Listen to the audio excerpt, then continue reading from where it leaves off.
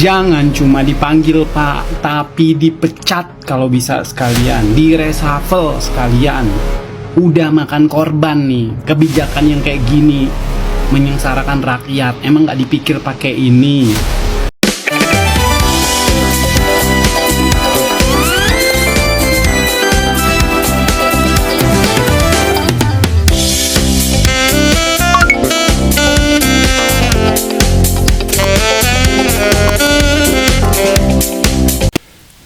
Bismillahirrahmanirrahim. Assalamualaikum warahmatullahi wabarakatuh. Dulur-dulur sersan politik, berjumpa kembali pada sajian video kali ini. Semoga sehat dan selalu berkah ya. Amin ya rabbal alamin. Oke, sebelum dilanjut jangan lupa ya, tonton sampai habis videonya, berikan like, komen, dan subscribe ya channel sersan politik ini. Bunyikan pula lonceng notifikasinya juga agar selalu menjadi yang pertama mendapatkan update terbaru dari channel ini. Oke, terima kasih ya yang sudah menonton nanti ya dan subscribe channel ini. Para dulur sersan politik, Menteri Bahlil sepertinya berada di ujung tanduk nih ya, dan kabar yang beredar dia juga menjadi urutan teratas yang akan direshuffle Presiden Prabowo. Kabarnya sih begitu. Benar enggaknya kita tunggu saja nanti perkembangannya. Oke bro, baru-baru ini Menteri Energi dan Sumber Daya Mineral SDM Bahlil Lahadalia ini mendapat komentar pedas. Selain pedas juga sinis dari para netizen ya, terkait kebijakan mengenai penghapusan sistem pengecer gas melon 3 kg baru-baru ini. Ya, walaupun sudah dianulir ya oleh Pak Presiden Prabowo. Tapi coba kita lihat beberapa kompilasi komentar netizen. Oke, bahkan beberapa netizen menyuarakan usul ya ke Presiden untuk memecat Bahlil ini ya, karena terkesan membuat rakyat makin sengsara, bro. Kebijakan ini menyatakan bahwa masyarakat harus membeli gas melon ya secara langsung ke pangkalan tanpa ke pengecer atau perantara warung-warung. Kebijakan ini juga menuai kontroversi di media sosial dengan banyak netizen yang merasa tidak setuju ya. Mereka menganggap bahwa kebijakan ini hanya akan memberikan beban tambahan saja bagi masyarakat, terutama mereka yang tinggal di daerah terpencil ya, yang sulit dijangkau oleh pangkalan gas. Netizen juga banyak menyuarakan kekhawatiran bahwa kebijakan ini akan meningkatkan risiko penyalahgunaan penimbunan gas melon. Mereka berpendapat bahwa sistem pengecer sebelumnya telah membantu menjaga ketersediaan ya, harga yang wajar juga bagi masyarakat. Di samping itu, netizen juga menyoroti adanya ketidakjelasan dalam pelaksanaan kebijakan ini. Terkesan memang tidak siap ya untuk menjalankan kebijakan ini. Bahkan beberapa netizen mengeluhkan sulitnya mendapat gas melon 3 kg saat itu ya, yang langsung dari pangkalan sekalipun. Mereka juga mengkritik kurangnya transparansi dalam proses distribusi gas melon tersebut. Kayak kritik-kritik pedas dan sinis ini terus berkembang di medsos dengan banyak netizen yang menuntut penjelasan lebih lanjut ya dari saat itu ya dari Menteri Bahlil ini. Mereka berharap agar kebijakan ini dapat direvisi dan sudah ya direvisi oleh Pak Presiden secara langsung. Nah, seperti apa sih komentar-komentar dan reaksi netizen atas kebijakan Menteri Bahlil ini? Kita coba akan saksikan kompilasinya. Oke ya bro, selamat menyimak dan tadi juga ya, terima kasih yang sudah subscribe channel ini. Semoga Allah memberikan balasan yang berlipat ganda ya. Jangan lupa juga dibagikan ya, di-share sebanyak-banyak atau seluas-luasnya. Oke, sekali lagi selamat menonton dan terima kasih untuk kamu di sana. Wassalamualaikum warahmatullahi wabarakatuh.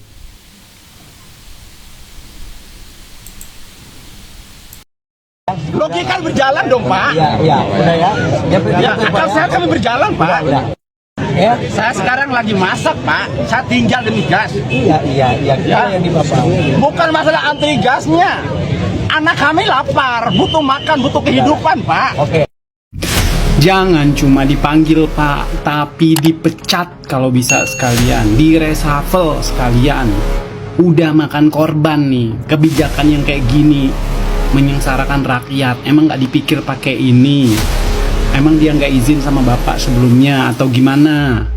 Kalau nggak izin ke bapak dengan kebijakan yang udah jelas-jelas menyengsarakan rakyat kayak gini, bahkan ada korban, ini wajib hukumnya kudu dipecat. Udah, kita nggak kekurangan orang pinter. Di Golkar itu juga banyak orang pinter, orang bener. Nggak usah yang beginian, ngapain? Kebijakan pelarangan pengecer menjual LPG gas 3 kg itu bukan kebijakan Presiden, bukan kebijakan Prabowo, tapi kebijakan Bahlil semata. Luar biasa ini. Tanpa perencanaan yang matang, akhirnya siapa yang terdampak? Rakyat jelata. Tadi pagi kita sudah bahas bagaimana hari ini di grassroots terjadi kekacauan, antrian yang sangat panjang, ada yang berantem, ada yang meninggal, sahabat-sahabatku semua, ada yang meninggal antri saking lamanya. Anda tanggung jawab, Pak Bahlil. Anda harusnya bicara tentang ini, minta maaf sampai ada yang meninggal gara-gara kebijakan Anda yang bukan inisiasi Pak Prabowo. Kita juga heran, masa sih Pak Prabowo bikin inisiasi yang kayak begini? Kan ini terkesan tidak pro rakyat dengan perencanaan yang tidak matang, ya. Kalau niatnya oke lah, niatnya kita terima, ya. Mau memangkas rantai pasokan, oke. Tapi ketika terjadi kegaduhan begini, ketika ditanya mekanismenya bagaimana nanti, ya sedang kita siapkan. Padahal aturannya sudah ditetapkan. Di mana akal sehat kita, sahabat-sahabatku? Nyusahin orang aja nih menteri. Tenang bro, Prabowo udah instruksikan Bahlil buat aktifin lagi pengecer LPG 3 kilo. Setelah ada korban jiwa, ya minimal ini langkah yang bagus lah. Lu ngerasa aneh gak sih? Aneh apa? Bahlil buat kebijakan tanpa ada koordinasi dengan presiden. Iya gitu lah, kata Pak Sukmi Dasko, Prabowo tidak pernah mengeluarkan kebijakan melarang pengecer jualan LPG 3 kilo. Ini gimana? Ya elah, ini mah soal miskomunikasi doang kali. Enteng banget tuh Rahang. Kalau kita yang ngobrol ada miskomunikasi, mungkin yang dirugikan kita doang. Ini level kepala negara dan menterinya, hitungan jam miskom bisa nyengsarain jutaan rakyat, bahkan sampai ada korban jiwa. Gini. Lu jangan seujon dulu nih. Prabowo itu dalam pidatonya bilang gak ada niat sedikit pun untuk mempersulit kehidupan rakyat Indonesia. Niat itu sulit dibuktikan. Tapi kesulitan hidup di negeri ini sudah terbukti.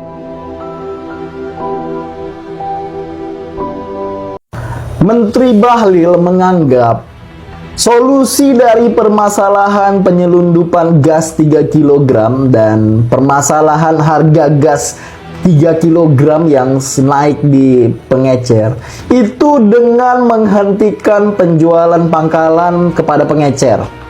Itu solusi terbaik yang bisa dihasilkan oleh kemampuan Bahlil untuk berpikir. Saya mau kasih lihat ke kalian ya betapa gawatnya pola pikir beliau. Kalian bayangkan kalian punya cantengan di jari. Kalau orang normal, orang yang berpikir dengan baik dan benar, mereka menemukan solusinya dengan membersihkan cantengannya, mengeluarkan kotoran atau bakteri yang ada, lalu dibalut sehingga tidak tercemar dengan kotoran ataupun bakteri yang ada. Itu logika orang benar. Tapi Bahlil tidak. Bahlil menganggap jika ada cantengan di jari, solusinya ialah potong seluruh tangan. Itu solusi terbaik dari Bahlil berpikir. Tuh, betapa kacaunya cara Bahlil berpikir. Dan terbukti, bukan hanya masalahnya tidak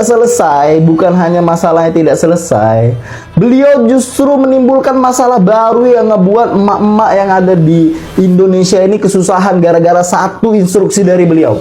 Masalah yang seharusnya tidak ada jadi muncul gara-gara beliau. Mantap kan? Dan gara-gara ulah si Bahlil, Pak Prabowo ini yang udah capek pusing mikirin negara ini terpaksa harus turun tangan untuk menyelesaikan permasalahan gas langka gara-gara instruksi dari si Bahlil ini. Dan kalau saya sih jadi beliau, jadi Pak Bahlil ini udah malu saya depan atasan saya kalau hal kayak gini tuh bisa terjadi coba. Kenapa sih Bahlil sampai membuat keputusan yang begitu blunder, begitu ngawur? Mari kita analisa, ya.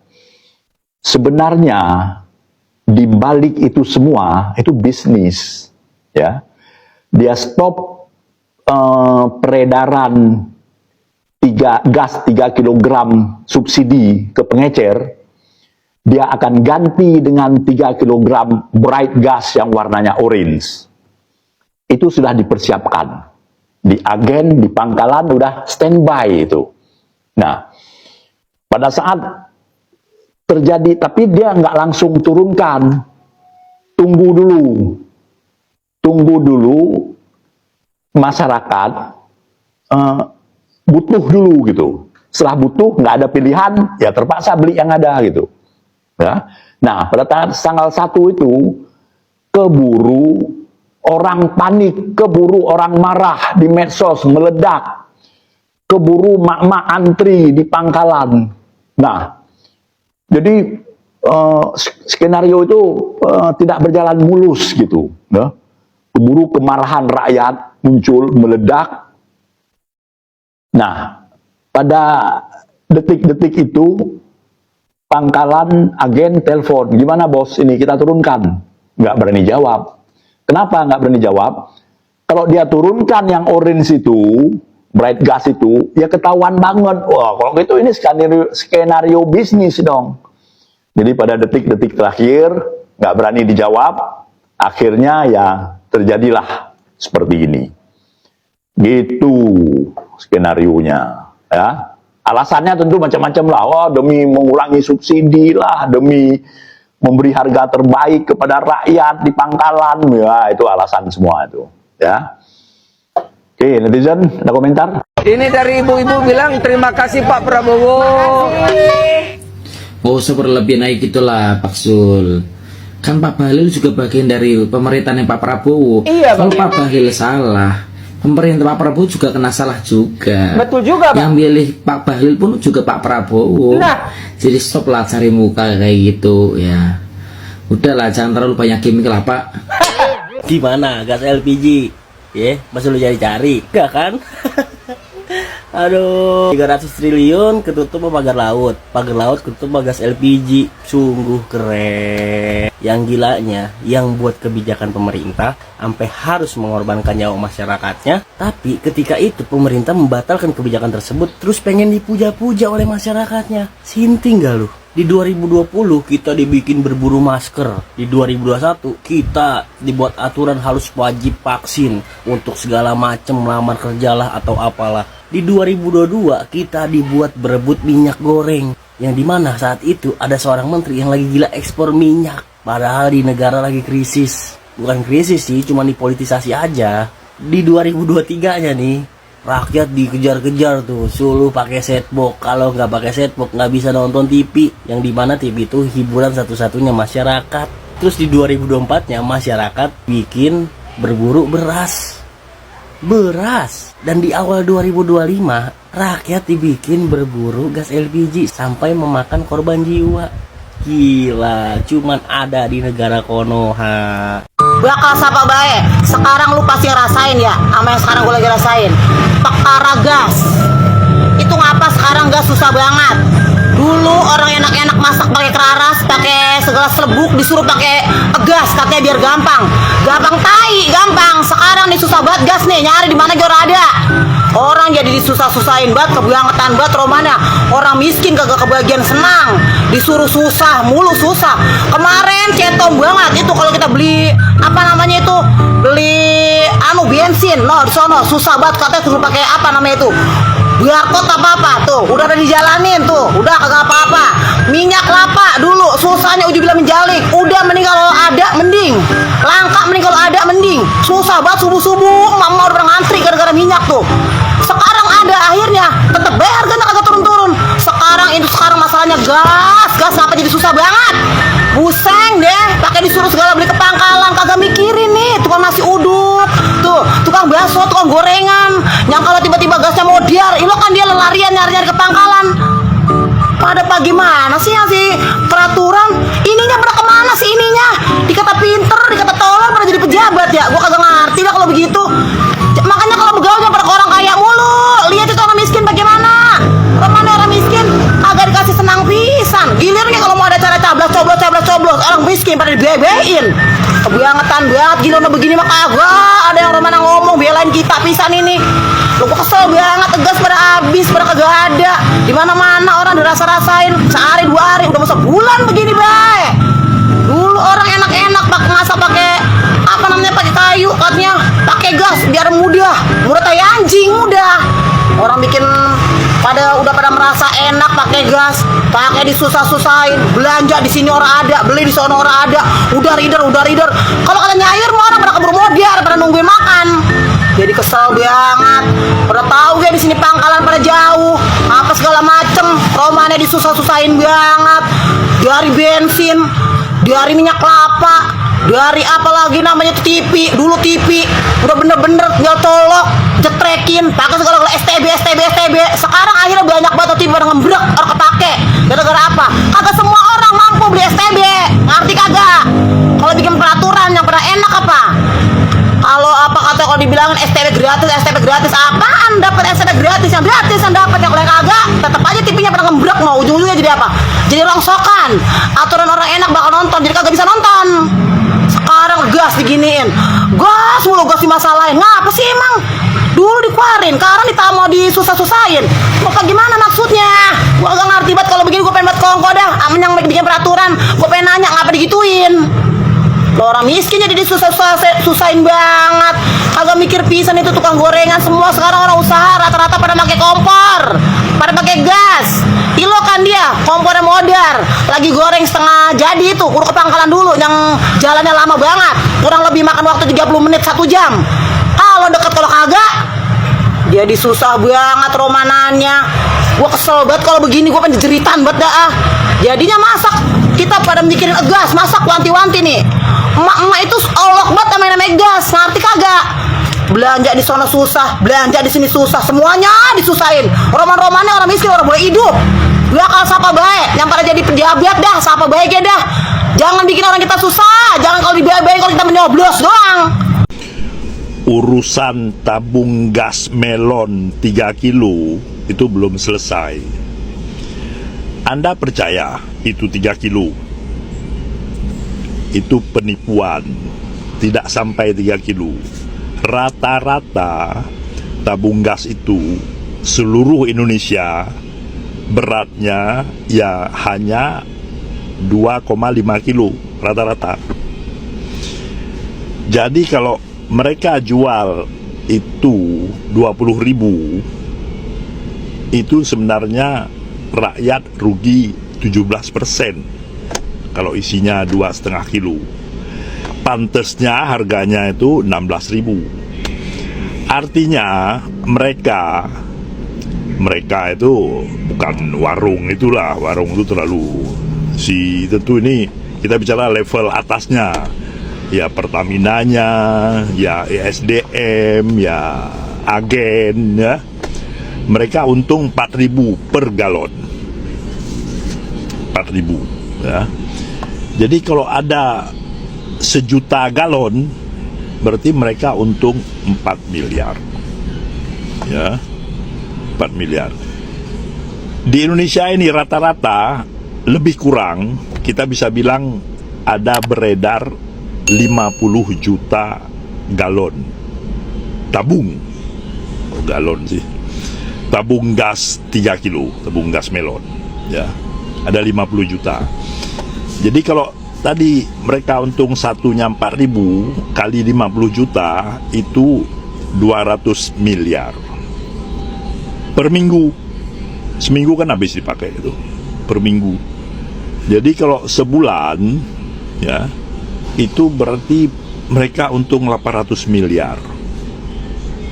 Itu ya, 1 bulan 800 miliar. 1 tahun 9,6 triliun. Dibagi-bagi dah itu duit. Ya. Duitnya dari mana? Ya rakyat yang beli.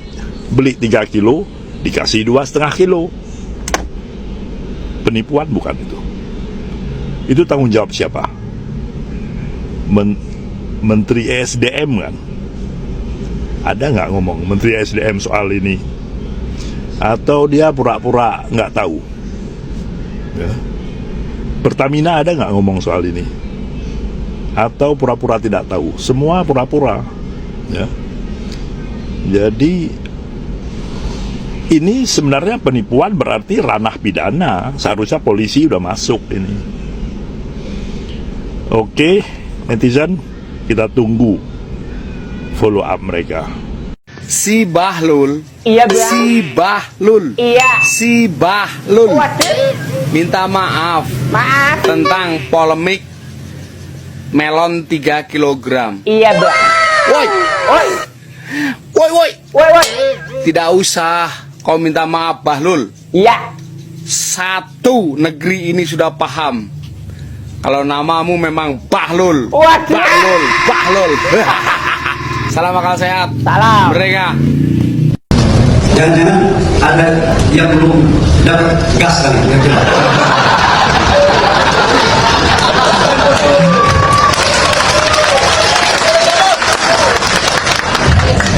Belakang peristiwa tragis ini ada peristiwa yang kemudian dikomedikan itu baik oleh pejabat, oleh menteri maupun oleh ada anggota DPR juga yang memparodikan soal kelangkaan gas ini. Jadi sebetulnya empati elit ini tidak ada pada rakyat.